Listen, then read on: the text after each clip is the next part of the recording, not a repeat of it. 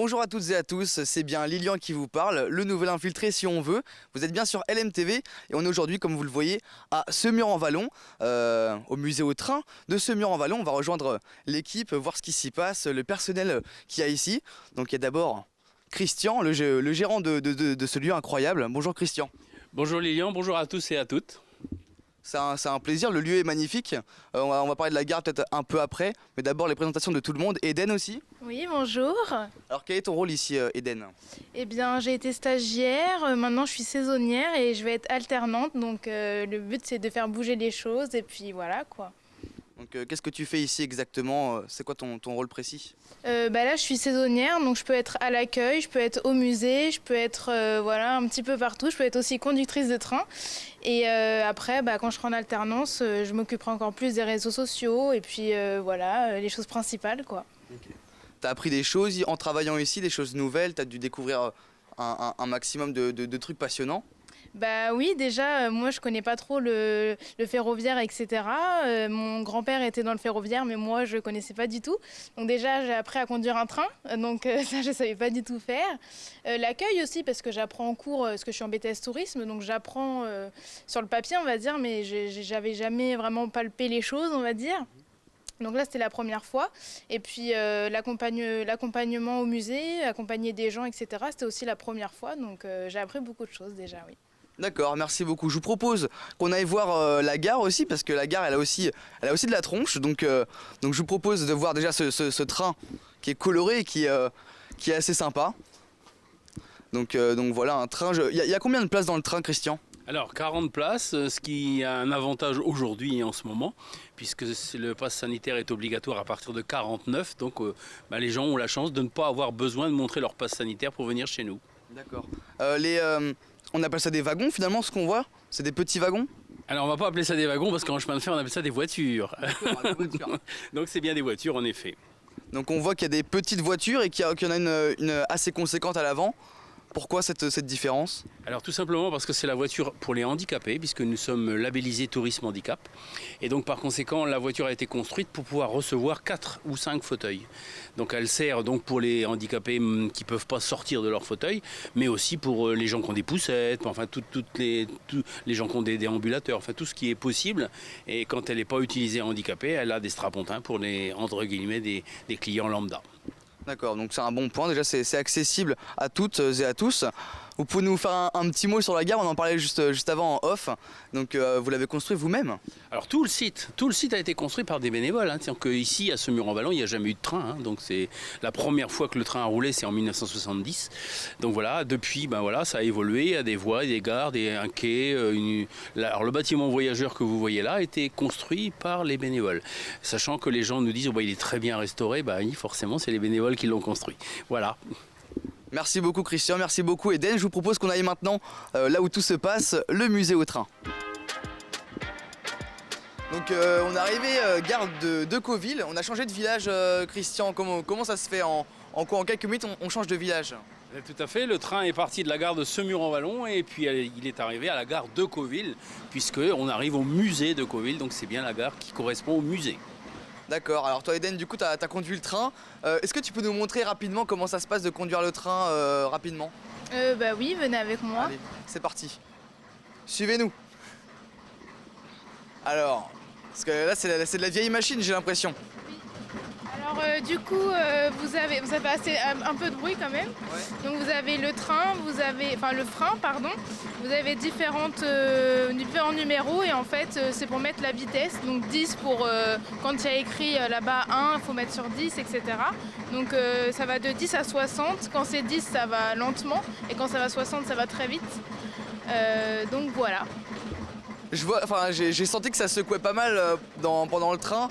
Ça vous arrive jamais, j'imagine, d'aller au-delà de 10 quand il y a des touristes? Si, on va jusqu'à 30, 40 il me semble, mais après 60 non, jamais, il me semble que non, jamais. D'accord, j'ai cru voir des bouts de verre pilé le long de la voie tout simplement, à quoi ça sert? Alors ça sert de ballast tout simplement, alors la plaisanterie veut que quand nos visiteurs nous demandent ça, parce que c'est fréquent n'est-ce pas, Alors on leur dit on a très peu de bénévoles, alors on les shoot, ils laissent traîner leurs ampoules. Voilà, mais bon, c'est la grosse plaisanterie quoi. En fait, c'est pas ça, c'est un partenariat avec une grosse entreprise de la Sarthe qui produit ce genre de déchets, et qui était un DIB autrefois, un déchet industriel banal, et avec un dossier très compliqué, on a réussi à transformer ce DIB en tout simplement produit pour voie ferrée, donc qui sert de ballast tout simplement. Et quand ça va être fini, parce que là c'est pas fini, quand ça va être fini, il y aura une couche de sable, de bon sable dessus, et on verra plus rien. D'accord. Bon bah merci beaucoup. Je vous propose qu'on aille maintenant tous ensemble au musée au train. C'est par là, il me semble. Bienvenue dans le musée. Ça y est, on est arrivé. C'est la première pièce quand on arrive, Christian. Est-ce que vous pouvez nous parler un peu de cette pièce ? Eh bien, on est arrivé chez Decoville, peut-être vous avez repéré à l'extérieur. Il y avait la façade de l'usine Decoville, il y avait la porte de l'usine Decoville, donc on est rentré chez Decoville. Alors Decoville, c'est quoi ? C'est tout simplement l'invention de Paul Decoville, donc en 1875, qui invente le chemin de fer portatif. Donc c'est expliqué évidemment dans les différents documents qu'il y a ici. Et donc ça va être une fabuleuse aventure qui va faire le tour du monde. Decoville va vendre dans le monde entier.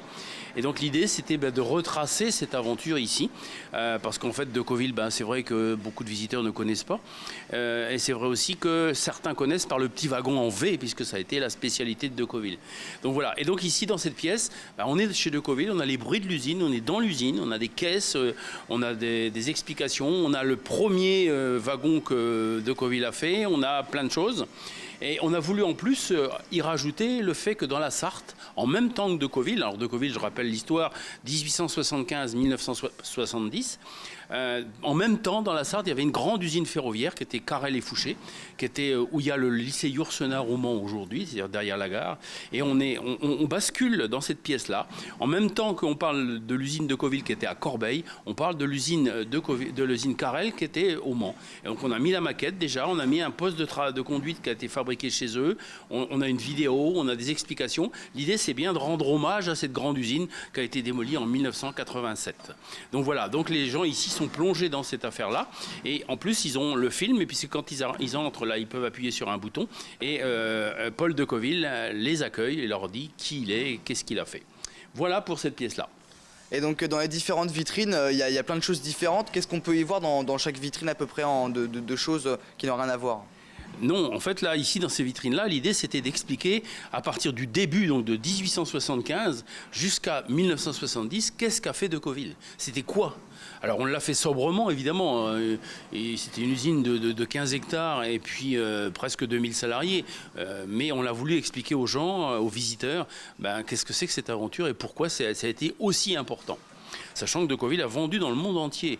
Alors quand on dit vendre dans le monde entier, en 2021, c'est pas très difficile. Une carte bleue et puis Internet, ça marche. Imaginez ce que c'était de vendre dans le monde entier en 1875. Ça devait quand même être quelque chose de fabuleux. Ça se passait comment ? Ça vendait à l'international ? Comment il faisait ? J'en sais rien, j'étais pas avec lui. Mais je suppose qu'il voyageait beaucoup et il devait prendre le bateau, etc.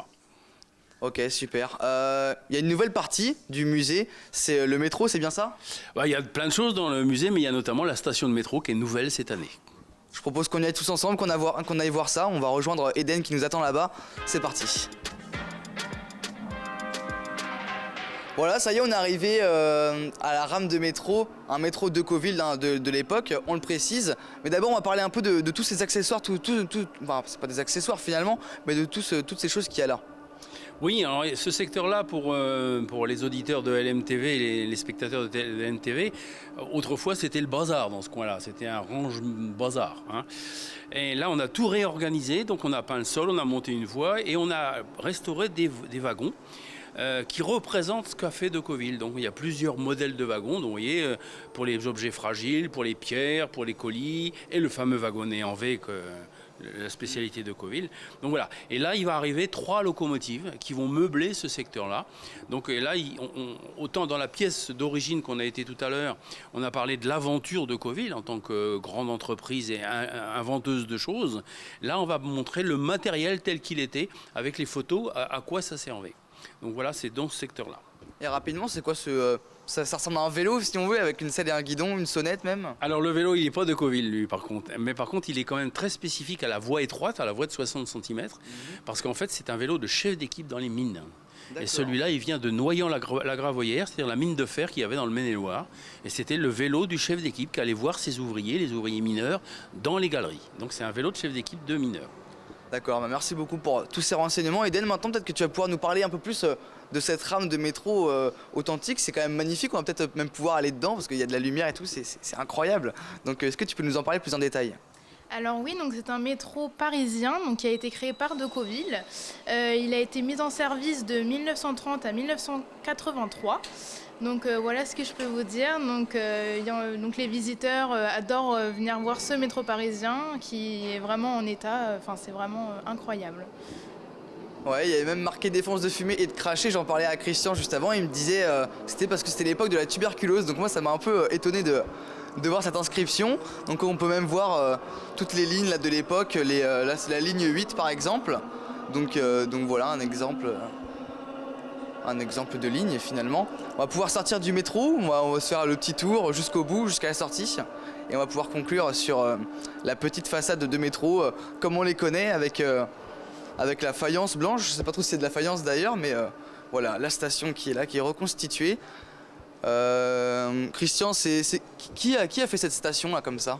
Alors, c'est les bénévoles qui ont fait la structure. Hein, donc, alors déjà, la RATP nous a offert les différentes pancartes que vous voyez, hein, la bourse, les directions, etc. Ensuite, les bénévoles ont fait la structure et puis c'est un peintre, mais qui, à titre presque bénévolat, nous a fait ce décor d'une vraie station de métro. Donc il a fait l'intérieur de la station et puis, vous avez vu il y a quelques instants, l'extérieur, donc comme on rentrait dans le métro autrefois. Et on est en train d'installer la signalisation comme il y avait dans le métro également. L'idée, c'est de reconstituer dans ce petit coin du musée, comme si on était vraiment dans le métro parisien des années 50, voilà, et de replonger, puisqu'on a eu la chance de sauver cette voiture de métro. Ici, on l'a sauvée donc, tout à fait au début de la fermeture, puisque Eden vous a dit qu'on avait arrêté ces métros en 1983. Nous, on l'a récupérée en 82, cette voiture-là. Donc ça a été une grande aventure que d'aller la chercher à Paris, évidemment. Bien sûr, on ne peut pas faire tout le tour rapidement comme ça du musée. Là-dessus, je vous conseille tout simplement de venir voir parce qu'il y a tellement de choses à voir. On en parlait tout à l'heure, ça peut prendre environ 2 heures de faire le tour si on s'attarde sur chaque détail. Donc je vous conseille de venir, mais d'abord on va conclure avec des petites actualités peut-être qui arrivent bientôt. Oui, je vais laisser Eden nous parler du Cluedo déjà. Très bien. Alors oui, donc le Cluedo, donc juste pour faire un petit débriefing. Donc j'ai commencé en février, donc c'est moi qui est l'auteur du Cluedo. Donc j'ai commencé en février, donc voilà, et je l'ai fini à peu près en juin. Et la première session était le 16 et 17 juillet. C'était vraiment super, le public a adoré et il n'y avait même plus de place pour tout le monde parce qu'on a dû refuser des visiteurs. Mais il y a une deuxième session, donc le 27 et 28 juillet, et puis août, pardon, 27 et 28 août. Donc voilà, venez nombreux et puis on espère que vous allez aimer quoi. Merci beaucoup à vous deux pour toutes ces informations. J'en ai appris, pas assez je pense, mais j'en ai appris déjà beaucoup. Je vous propose qu'on se retrouve pour d'autres aventures sur LMTV.